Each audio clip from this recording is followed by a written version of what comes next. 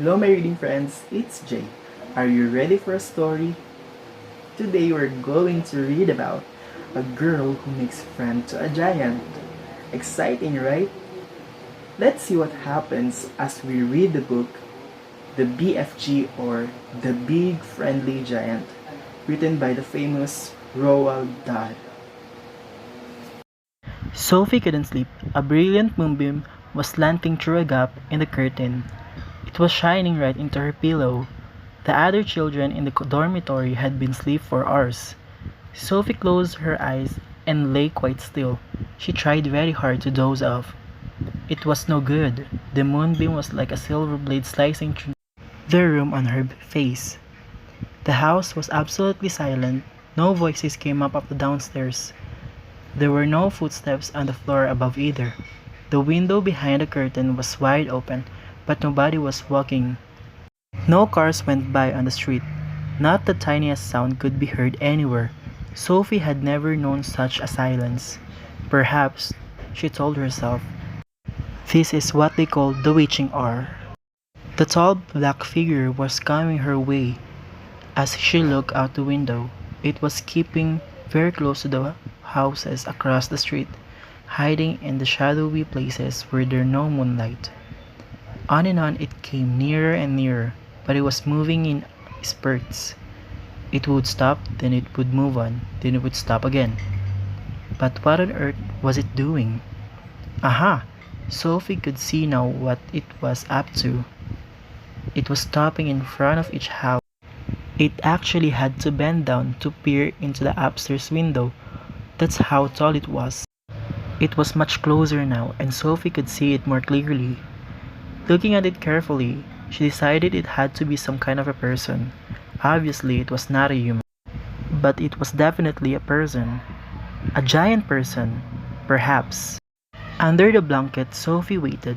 After a minute or so, she lifted the corner of the blanket and peeped out.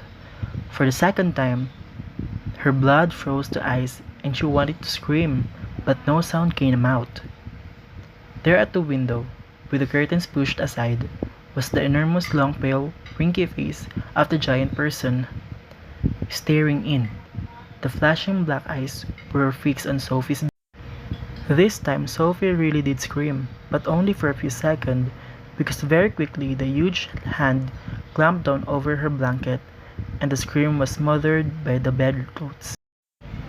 The giant picked up the trembling Sophie with one hand and carried her across the cave and put her on the table. Now, he really is going to eat me, Sophie thought. I is hungry, the giant boomed. He grinned, showing massive square teeth. The teeth were very white and very square, and they sat in his mouth like huge slices of white bread. Please don't eat me, Sophie stammered. The giant let out of a bellow laughter. Just because I is a giant, you think I is a man-gobbling cannibal, he shouted. You is about right. Giant is all about cannibally and murderful, and they does gobble up human beings. We is in giant country now. Giants is everywhere around. Out there us has the famous bone-crunching giant. Crunching bones goes crackety-crack for miles around. If you go back, you will be telling the world, said the BFG, most likely on the telly bunking box and the radio speaker. So you will be just have to be staying here with me for the rest of your life. Oh no, cried Sophie. The BFG showed her the giants outside. He gave their names and how big they are. Let's go back inside, Sophie said. I hate even watching them. Just then, there came a tremendous noise of galloping feet from outside the cave. What's that, Sophie? Cried. That is Al, the giants zip phasing off to another country to guzzle human beings. Oh no, cried Sophie. It mustn't happen, Sophie cried out. We've got to stop them. We can just sit here and do nothing. There's not a thing we can do, the BFG said. We is helpless as horse feathers. The sun had dipped below the horizon. It was getting dark. Are we ready? Sophie murmured.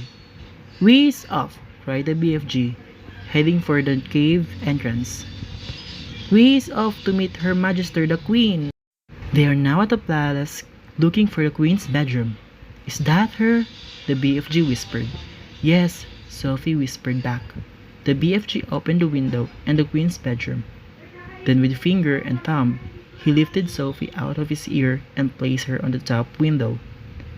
The BFG has taken the glass jar from the pocket of his cloak. Now he has withdrawing the trumpet, sliding it out very carefully like a thermometer. Is he alright sitting there? He whispered. Yes, Sophie murmured.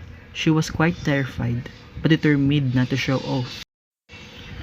I just have the most frightful dream. It was a nightmare. It was awful. Oh, I am sorry, Mom, but I don't distress. You're awake now, and it will go away. It was only a dream, Ma'am. You haven't seen the papers yet, have you, Ma'am? No. What do they say? On the front page, Ma'am, it's the big headlines. The kids were missing. No, Mary, don't bring her outside. The Queen spoke sharply that the maid quite taken back. Are you real? The Queen said to Sophie. Yes, Your Majesty, Sophie murmured. What is your name? Sophie, Your Majesty. Sophie then started explaining how she got into the Queen's window and what the dream is all about. The BFG sat down on a chest of drawers piano and gazed in wonder around the great ballroom. Footmen arrived carrying silver trays with eggs, bacons, sausages, and fried potatoes. What is this place, Your Majesty? The BFG asked, peering down the Queen. He has never eaten anything except snooze before in his life, Sophie explained. They taste revolting. The fight between the army and the giants started. In the end, the army managed to wrap the hands and feet of giants. Well done you, said Sophie. Well done you, said the BFG, smiling down at the little girl. You is saving all of our lives. We can't waste time with that rubbish, the army general said. It is Queen's order, Sophia said. She was now back on the BFG's. The soldier climbed back on board. The BFG and Sophie stayed on the ground.